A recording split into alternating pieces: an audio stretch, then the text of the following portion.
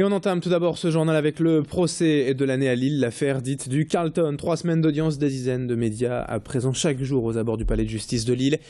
Et des gros titres surtout pour évoquer les audiences de Dominique Strauss-Kahn. Le procureur de la République est lui resté plus mesuré dans ses réquisitions ce mardi.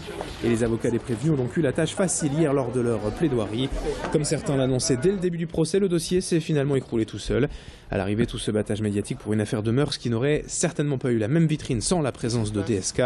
C'était déjà notre sentiment d'ailleurs au sein de la rédaction de Grande Lille TV en choisissant de ne pas être présent au procès.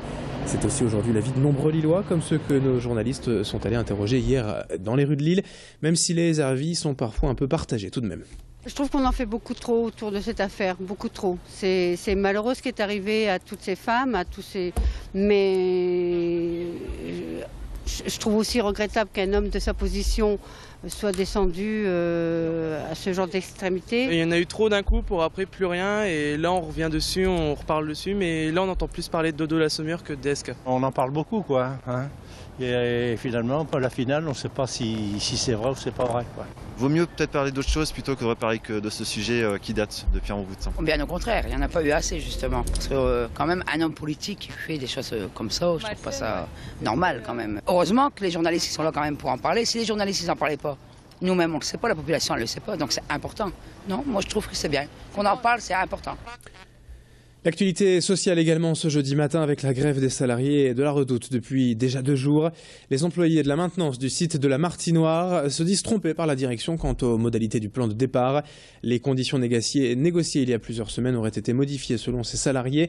Mais la direction, elle, évoque de son côté une interprétation erronée et un plan social finalement victime de son succès. Et nous serons tout à l'heure, d'ici quelques minutes, en direct de Roubaix avec les salariés en grève pour tenter de comprendre la situation aujourd'hui au sein de l'entreprise. Autre info social d'ailleurs à noter dans ce journal ce matin, un préavis de grève à la SNCF déposé par la CGT pour demain vendredi. De légères perturbations sont annoncées, on prévoit 7 TER sur 10 en circulation, mais un trafic normal pour les TGV, TERGV, Thalys et Eurostar. Toutes les infos sur ter-sncf.com. Dans le reste de cette édition, un peu de gourmandise aussi et de tradition, surtout avec la présentation d'une nouvelle bière lilloise, la Raoul, en hommage au chanteur Raoul de Godvarzeld. Il s'agit en fait d'une réédition d'une ancienne bière un peu oubliée que la fille de Raoul a souhaité remettre au goût du jour. Une bière blonde, de garde, de tradition, et surtout de partage et de convivialité, comme l'était l'illustre chanteur de Quand la mer monte. Cette bière est aujourd'hui disponible dans certains bars de Lille. Des ingrédients, notamment les houblons qui viennent bien sûr de la région, mais avec aussi quelques saveurs atypiques, comme la coriandre ou l'écorce d'orange. Le mieux, c'est encore de la découvrir et d'y goûter, avec modération bien sûr.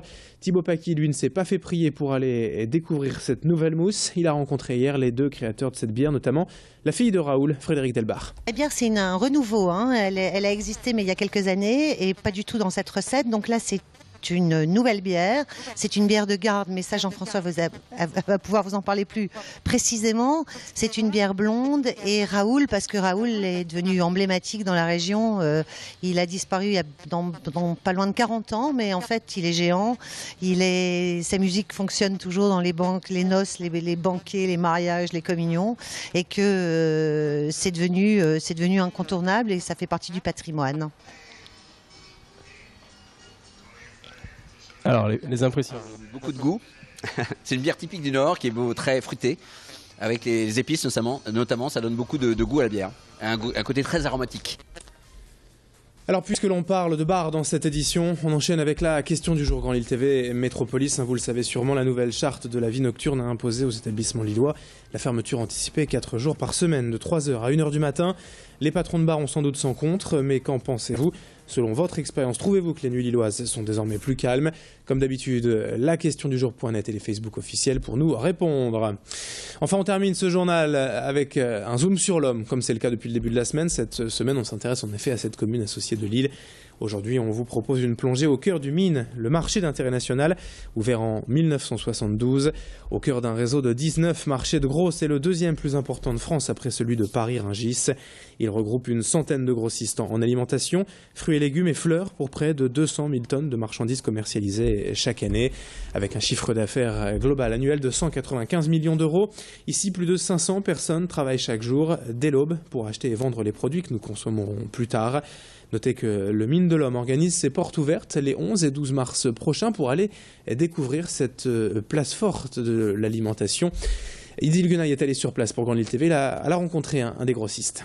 Nos clients qui sont des détaillants, des spécialistes en fruits et légumes viennent une fois, 2 fois, 3 fois ou 4 fois par semaine sur le marché.